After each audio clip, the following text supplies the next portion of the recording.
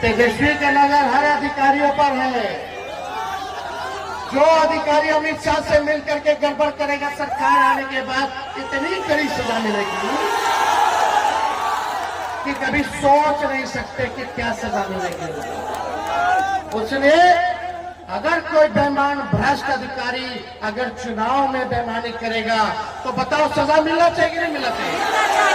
जो लोकतंत्र पर कलंक बनेगा उसको सजा मिलनी चाहिए कि नहीं मिलनी चाहिए? जो वोट चोरी कराएगा उसको सजा मिलनी चाहिए कि नहीं मिलनी चाहिए?